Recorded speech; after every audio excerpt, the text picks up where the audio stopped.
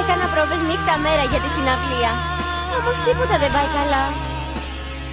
Για να μισήσουμε τυραννά. Εδώ είσαι. Για να μισήσουμε τυραννά. Μπράβο! Έξοχα για μια ακόμα φορά. Τώρα δεν πάμε να φάμε κάτι. Το χρειαζόμαστε όλες. Όχι ακόμα. Φέρε μου το σαξόφωνο. Θέλω να κάνω πρόβα ακόμα μια φορά. Είσαι τρελή. Αυτό το σαξόφωνο κοστίζει μια περιουσία. Μούσα, κοίτα ποιος ήρθε. Μπαμπά! Έκπληξη. Μούζα, κοριτσάκι μου. Ο μπαμπάς της μικρούλας Μούζα. Πολύ ενδιαφέρον. Η Φαραγκόντα με προσκάλεσε εδώ. Μου είπε ότι το κορίτσι μου είναι για μεγάλα πράγματα. Εγώ πάντως νόμιζα ότι θα σε έβρισκα να μελετάς εδώ. Θα δοθεί μια μεγάλη συναυλία στο τέλος των ετήσιων αγώνων. Και επειδή η Μούζα σκέφτεται πολύ σοβαρά να γίνει επαγγελματίας τραγουδίστρια, θεώρησα ότι αυτή θα ήταν η τέλεια ευκαιρία. Και σας ευχαριστώ πολύ. Πάντως δεν το περίμενα ότι θα ερχόσουν, μπαμπά. Μπαμπά, τι συμβαίνει? Μούζα, εξακολουθείς να θέλεις να γίνεις τραγουδίστρια? Ναι, αυτό θέλω να κάνω. Για μένα και για τη μαμά. Μούζα, πρέπει να συζητήσουμε και ιδιαιτέρως, σε παρακαλώ.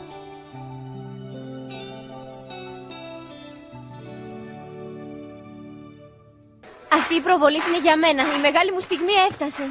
Έλα, θα σε φρεσκάρω λίγο. Ηρέμησε, φίλη μου, θα σκίσεις. Είναι οι πρώτες νότες. Φοβάμαι ότι θα τα χάσω. Μούζα, έχουν έρθει πολύ σημαντικοί άνθρωποι για να σε ακούσουν. Μην τις λες τέτοια. Κυρίες και κύριοι, νεράιδες, μάγισσες και σπεσιαλίστες, Θα χάσει τη φωνή της. με μεγάλη περηφάνεια σας παρουσιάζω την επόμενη τραγουδίστρια. Το πραγματικό αστέρι της βραδιάς. Σε παρακαλώ, μαμά, να είσαι μαζί μου τώρα. Παρακαλώ, υποδεχτείτε τη Μούζα.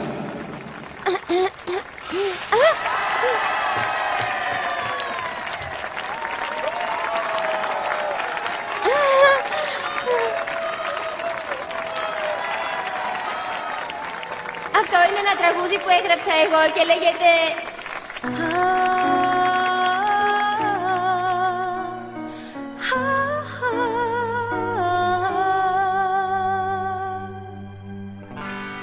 Έχεις φύγει κι η ζωή είναι μια σταλιά πικρή που κυλάει και με πονάει σαν μικρή βαθιά πληγή. Με τη φωνή σου στα αυτιά μου ζω, δεν μπορώ να ζω άλλο πια εδώ. Θέλω να σε δω για μια στιγμή, για μισό λεπτό. Είναι αρκετό, άλλο δεν μπορώ να μένω εδώ χωρίς σκοπό, σαν μια μικρή και βαθιά πληγή που με πονάει και αργά μετράει. Ορίστε, μικρούλες μου, καρτομάντιλα και ευαίσθητες καρδιές.